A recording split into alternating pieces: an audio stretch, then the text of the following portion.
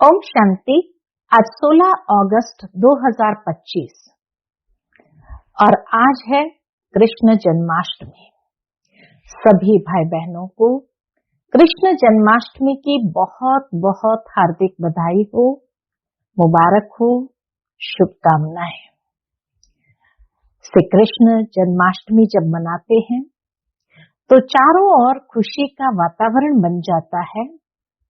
हर एक भारतवासी के मन में यही उमंग उत्साह आ जाता है कि जैसे श्री कृष्ण पुनः इस संसार में अवतरित हो रहा है और जैसे उनके स्वागत करने हेतु ये त्योहार बड़े धूमधाम से मनाते हैं।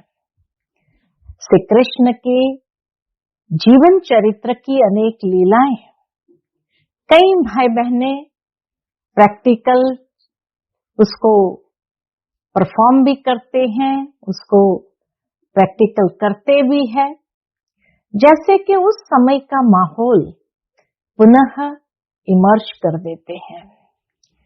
तो आज चारों ओर कहीं मटकी फोड़ रहे हैं तो कहीं रास लीला रचाई जा रही है। तो कृष्ण के अनेक जीवन चरित्र की लीलाओं का वर्णन हो रहा है। भावार्थ यही कि हर एक भारतवासी ये चाहते हैं श्री कृष्ण की दुनिया पुनः जल्दी से जल्दी आए और उसके लिए हमें भी अपने आप को उस दुनिया में चलने के योग्य पात्र बनाना है। तो परम पिता परमात्मा शिव बाबा जब इस संसार में अवतरित होते हैं तो ज्ञान के माध्यम से हमारे आत्म ज्योति जगाते हैं, तीसरा नेत्र खोलते हैं, जिससे हम अपने जीवन के अंदर सुंदर परिवर्तन अनुभव करें और अपने आप को उस दुनिया में जाने के लिए योग्य पात्र बनाएं। क्योंकि अगर श्री कृष्ण की लीलाएं करने में भी इतना आनंद आ रहा हो तो प्रैक्टिकल उसकी दुनिया में जाकर के उसके अंग संग रह करके सारी लीलाएं देखने का सौभाग्य, करने का सौभाग्य कितना महान और श्रेष्ठ होगा। ये अनुभव क्यों न हम सभी करें। तो ऐसी कृष्ण जन्माष्टमी आप सबको बहुत बहुत बधाई हो, बधाई हो, बधाई हो। सुनते हैं आज के बाबा के अनमोल मधुर महावाक्य। आज बाबा ने हम सबके सामने मुरली के अंदर भी वही वैकुंठ का सुंदर दृश्य खड़ा किया है और जैसे एक एक चीज नजरों के सामने आ रहा है, अंतर चक्षु से उसको देख रहे हैं, कैसे नई दुनिया के अंदर हम प्रिंस प्रिंसेस बनेंगे श्री कृष्ण के साथ।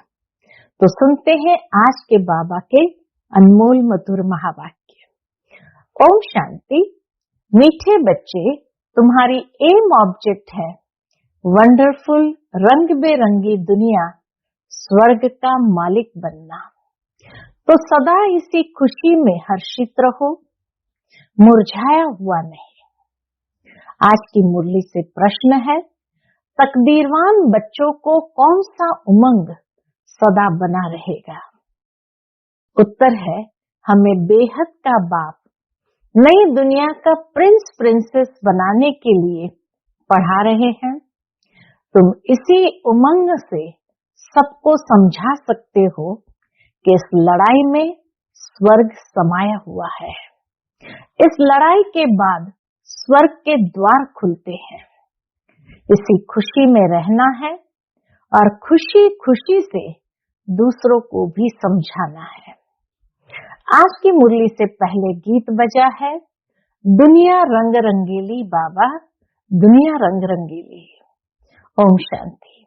ये किन्होंने कहा बाबा को कि दुनिया रंग बिरंगी है? अब इनका अर्थ दूसरा कोई समझ न सके। बाप ने समझाया है, यह खेल रंग रंगीला है।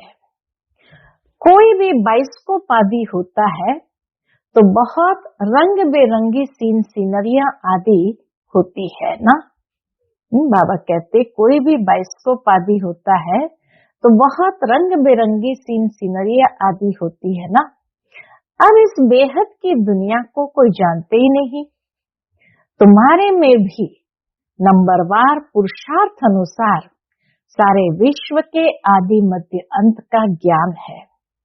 तुम समझते हो स्वर्ग कितना रंग बेरंगे है, खूबसूरत है, जिसको कोई भी जानते नहीं, कोई की बुद्धि में है नहीं।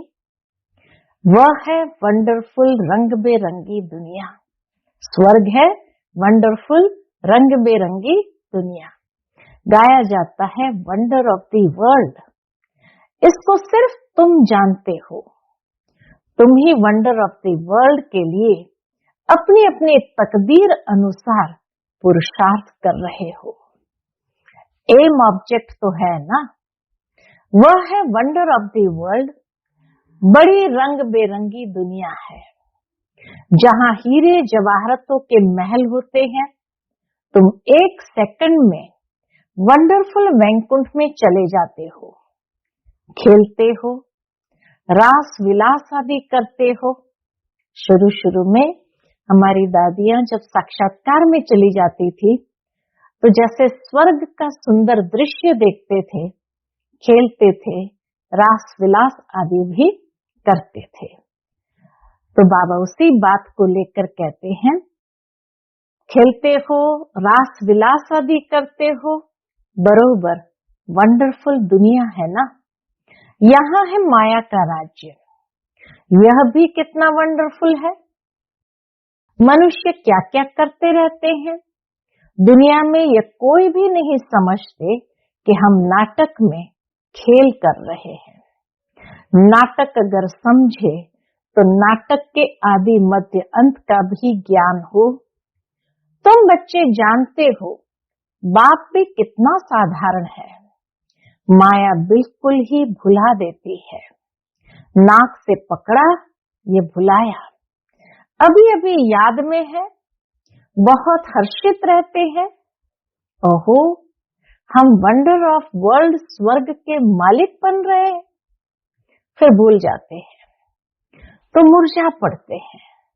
अभी अभी याद पड़ता है तो एकदम खुशी आ जाती है, और अभी अभी भूल जाते हैं तो मुरझा पड़ते हैं। ऐसा मुरझा जाते हैं जो भील भी ऐसा मुरझाया हुआ न हो। बाबा कहे भील विलनिया भी खुशी में रहते हैं, ऐसे मुरझाए हुए नहीं होते हैं। जरा भी जैसे कि समझते ही नहीं कि हम स्वर्ग में जाने वाले हैं। हमको बेहद का बाप पढ़ा रहे हैं। कितना बाबा खुशी का नशा चढ़ा रहे हैं, जैसे एकदम मुर्दे बन जाते हैं। वह खुशी नशा ही नहीं रहता। अभी वंडर ऑफ वर्ल्ड की स्थापना हो रही है। वंडर ऑफ वर्ल्ड का श्री कृष्ण है प्रिंस, यह भी तुम जानते हो। श्री कृष्ण जन्माष्टमी पर भी जो ज्ञान में होशियार है वो समझाते होंगे। Shri Krishna wonder of world का प्रिंस था। वह सतयुग फिर कहाँ गया, सतयुग से लेकर सीढ़ी कैसे उतरे, सतयुग से कलयुग कैसे हुआ, उतरती कला कैसे हुई, तुम बच्चों की बुद्धि में ही आएगा। उस खुशी से समझाना चाहिए। सारा स्वर्ग का चित्र बुद्धि में आना चाहिए, और बाबा कहे उस खुशी से समझाना चाहिए। क्या समझाएंगे? श्री कृष्ण आ रहे हैं। श्री कृष्ण का राज्य फिर स्थापन हो रहा है। यह सुनकर भारतवासियों को भी खुशी होनी चाहिए। परंतु यह उमंग उन्हों को आएगा जो तकदीरवान होंगे। दुनिया के मनुष्य तो रत्नों को भी पत्थर समझकर फेंक देंगे। ये अविनाशी ज्ञान रत्न है ना। इन ज्ञान रत्नों का सागर है बाप। इन रत्नों की बहुत वैल्यू है। ये ज्ञान रत्न धारण करने हैं। अभी तुम ज्ञान सागर से डायरेक्ट सुनते हो, तो फिर और कुछ भी सुनने की दरकार ही नहीं है। सतयुग में ये होते नहीं, न वहाँ LLB न सर्जन आदि बनना होता है। वहाँ ऐसी चीजें बनते ही नहीं, क्योंकि न कोई गुनाह है और न कोई बीमार है। तो इसीलिए बाबा कहे न वहाँ LLB है न सर्जन आदि कोई बनना होता है। वहाँ ये नॉलेज ही नहीं, वहाँ तो तुम प्रारब्ध भोगते हो। तो जन्माष्टमी पर बच्चों को अच्छी रीति समझाना है।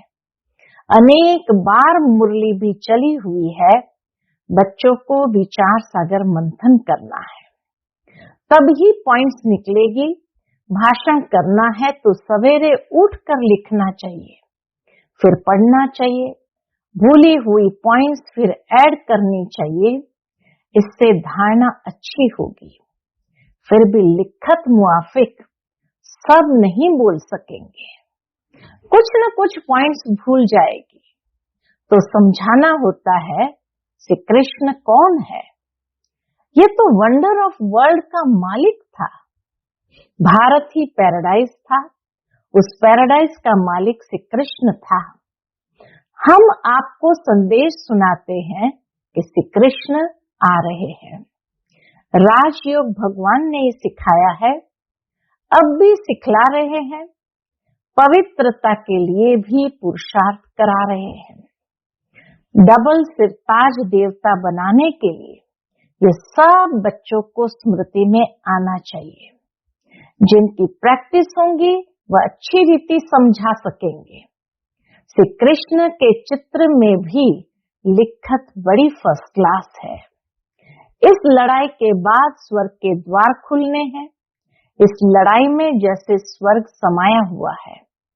बाबा कहते हैं जैसे कि ब्लेसिंग इन डिस्गाइज जिसको कहते हैं, इस लड़ाई में भी स्वर्ग समाया हुआ है। बच्चों को भी बहुत खुशी में रहना चाहिए।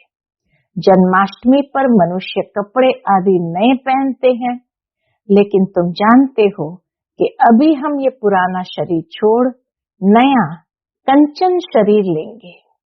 कंचन काया कहते हैं ना, अर्थात सोने की काया।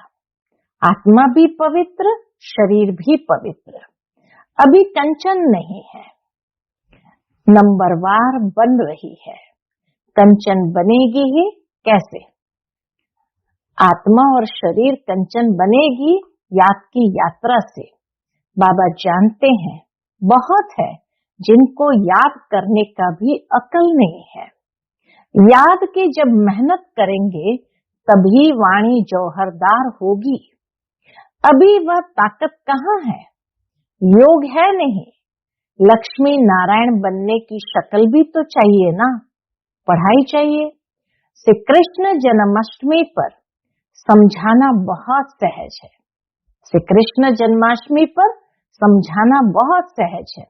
श्री कृष्ण के लिए कहते हैं श्याम सुंदर।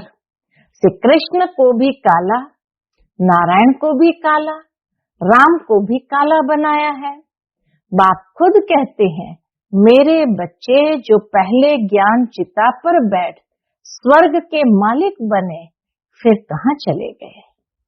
बाबा भी पूछते कहाँ चले गए? काम चिता पर बैठ नंबरवार गिरते चले आए। सृष्टि भी सतो प्रधान सतो रजोतमो बनती है, तो मनुष्य की अवस्था भी ऐसी होती है। काम चिता पर बैठ सब शाम अर्थात काले बन गए हैं। अब मैं आया हूँ सुंदर बनाने। आत्मा को सुंदर बनाया जाता है। बाबा हर एक की चलन से समझ जाते हैं। मनसा वाचा कर्मणा कैसे चलते हैं, कर्म कैसे करते हैं, उससे पता पड़ जाता है। बच्चों की चलन तो बड़ी फर्स्ट क्लास होनी चाहिए। मुख से सदैव रत्न निकलने चाहिए। श्री कृष्ण जयंती पर समझाने का बहुत अच्छा है। श्याम और सुंदर की टॉपिक हो। श्री कृष्ण को भी काला तो नारायण को, फिर राधे को भी काला क्यों बनाते हैं? शिवलिंग भी काला पत्थर रख देते हैं। अब वो कोई काला थोड़ी है। शिव है क्या और चीज क्या बनाते हैं इन बातों को तुम बच्चे जानते हो। काला क्यों बनाते हैं तुम इस पर समझा सकेंगे। अब देखेंगे बच्चे क्या सर्विस करते हैं। बाबा कहते अब देखेंगे बच्चे क्या सर्विस करते हैं। बाप तो कहते हैं ये ज्ञान सब धर्म वालों के लिए है, उन्हों को भी कहना है। बाप कहते हैं मुझे याद करो, तो तुम्हारे जन्म जन्मांतर के पाप कट जाएंगे। पवित्र बनना है, किसको भी तुम राखी बांध सकते हो, यूरोपियन को भी बांध सकते हो, कोई भी हो, उनको कहना है भगवान आज। जरूर कोई तन से कहेंगे ना, कहते हैं माँ में कम याद करो, देह के सब धर्म छोड़ अपने को आत्मा समझो। बाबा कितना समझाते हैं फिर भी नहीं समझते हैं, तो बाप समझ जाते हैं कि इनकी तकदीर में ही नहीं है। ये तो समझते होंगे शिव बाबा पढ़ाते हैं, रथ बिगर तो पढ़ा न सके, इशारा देना ही बस है। कोई कोई बच्चों को समझाने की प्रैक्टिस अच्छी है। बाबा मम्मा के लिए तो समझते हो वह उच्च पद पाने वाले हैं। मम्मा भी सर्विस करती थी ना, इन बातों को भी समझाना होता है। माया के भी अनेक प्रकार के रूप होते हैं। बहुत कहते हैं हमारे में मम्मा आती है, शिव बाबा आते हैं, परंतु नई नई पॉइंट्स तो मुकरूर तन द्वारा ही सुनाएंगे कि दूसरे किसी द्वारा सुनाएंगे। पूछते बाबा कि नई नई पॉइंट्स तो मुकरूर तन द्वारा ही सुनाएंगे कि दूसरे किसी के द्वारा भी सुनाएंगे। ये हो नहीं सकता। ऐसे तो बच्चियां बहुत प्रकार की पॉइंट्स अपनी भी सुनाती है। मैगजीन में कितनी बातें आती है। ऐसे नहीं कि मम्मा बाबा उनमें आते हैं वह लिखवाते हैं, नहीं, बाप तो यहाँ डायरेक्ट आते हैं। तब तो यहाँ सुनने के लिए आते हो। अगर मम्मा बाबा कोई में आते हैं तो फिर वहां ही बैठ उनसे पढ़े। नहीं, यहाँ आने की सबको कशिश होती है। बाबा कहते यहाँ आने की सबको कशिश होती है, दूर रहने वालों को और ये जास्ती कशिश होती है। तो बच्चे जन्माष्टमी पर भी बहुत सर्विस कर सकते हैं। श्री कृष्ण का जन्म कब हुआ यह भी किसको पता नहीं है। तुम्हारे अब झोली भर रही है तो खुशी रहनी चाहिए, परंतु बाबा देखते हैं खुशी कोई कोई में बिल्कुल है नहीं। श्रीमत पर न चलने का तो जैसे कसम उठा लेते हैं। बाबा कहते हैं खुशी नहीं, कारण क्या बताया, श्रीमत पर न चलने का तो जैसे कसम उठा लेते हैं। सर्विसेबल बच्चों को तो जैसे सर्विस ही सर्विस सूझती रहेगी। समझते हैं बाबा की सर्विस नहीं की, किसको रास्ता नहीं बताया तो गोया हम अंधे रहे। यह समझने की बात है ना। बैज में भी श्री कृष्ण का चित्र है, इस पर भी तुम समझा सकते हो। कोई से भी पूछो इन्हों को काला क्यों दिखाया है, बता नहीं सकेंगे। शास्त्र में लिख दिया है राम की स्त्री चुराई गई, परंतु ऐसी कोई बात वहां होती नहीं। तुम भारतवासी ही परिस्तानी थे, अब कब्रिस्तानी बने हैं, फिर ज्ञान चिता पर बैठ दैवी गुण धारण कर परिस्तानी बनते हैं। सर्विस तो बच्चों को करनी है, सबको पैगाम देना है। इसमें बड़ी समझ चाहिए। इतना नशा चाहिए क्या, किस बात का। बाबा कहे इतना नशा चाहिए, हमको भगवान पढ़ाते हैं, भगवान के साथ रहते हैं, भगवान के बच्चे भी है तो फिर हम पढ़ते भी है। बोर्डिंग में रहते हैं तो फिर बाहर का संग नहीं लगेगा। यहाँ भी स्कूल है ना। क्रिश्चियन में फिर भी मैनर्स होते हैं, अभी तो बिल्कुल नो मैनर्स, तमो प्रधान पतित है। देवताओं के आगे जाकर माथा टेकते हैं, कितनी उनकी महिमा है। सतयुग में सभी के दैवी कैरेक्टर्स थे, अभी आसुरी कैरेक्टर्स है। ऐसे ऐसे तुम भाषण करो तो सुनकर बहुत खुश हो जाए। मुख छोटा बात बड़ी, यह श्री कृष्ण के लिए कहते हैं कि छोटा मुख बड़ी बात। अभी तुम कितनी बड़ी बातें सुनते हो। इतना बड़ा बनने के लिए तुम राखी कोई को भी बांध सकते हो। ये बाप का पैगाम तो सबको देना है। ये लड़ाई स्वर्ग का द्वार खोलती है। अब पतित से पावन बनना है, बाप को याद करना है, देहधारी को नहीं याद करना है। एक ही बाप सर्व की सदगति करते हैं। यह है ही आयरन एजेड वर्ल्ड। तुम बच्चों की बुद्धि में भी नंबरवार पुरुषार्थ अनुसार धारणा होती है। स्कूल में भी स्कॉलरशिप लेने के लिए बहुत मेहनत करते हैं। यहाँ भी कितनी बड़ी स्कॉलरशिप है। सर्विस बहुत है। माताएं भी बहुत सर्विस कर सकती है। चित्र भी सब उठाओ, श्री कृष्ण का काला, नारायण का काला, रामचंद्र का भी काला चित्र उठाओ, शिव का भी काला। फिर बैठ समझाओ, देवताओं को काला क्यों किया है। श्याम सुंदर, श्रीनाथ द्वारे जाओ तो बिल्कुल काला चित्र है। तो ऐसे ऐसे चित्र इकट्ठे करने चाहिए, अपना भी दिखाना चाहिए। श्याम सुंदर का अर्थ समझाकर कहो कि तुम भी अब राखी बांध काम चिता से उतर ज्ञान चिता पर बैठेंगे तो गोरा बन जाएंगे। यहाँ भी तुम सर्विस कर सकते हो। आबू में भी बाबा कहे सर्विस कर सकते हो। भाषण बहुत अच्छी रीति कर सकते हो कि इन्हों को काला क्यों किया है, शिवलिंग को भी काला क्यों किया है, सुंदर और श्याम क्यों कहते हैं। हम समझाएं, पूछो उनको। इसमें कोई नाराज नहीं होगा। सर्विस तो बहुत सहज है। बाप तो समझाते रहते हैं, बच्चे अच्छे गुण धारण करो, कुल का नाम बाला करो। तुम जानते हो अभी हम ऊंच से ऊंच ब्राह्मण कुल के हैं। फिर राखी बंधन का अर्थ तुम कोई को भी समझा सकते हो। वैश्याओं को भी समझाकर राखी बांध सकते हो। चित्र भी साथ में हो। बाप कहते हैं माँ में कम याद करो। ये फरमान मानने से तुम गोरे बन जाएंगे। बहुत युक्तियां हैं, कोई भी नाराज नहीं होगा। कोई भी मनुष्य मात्र सबकी सदगति कर नहीं सकते सिवाय एक के।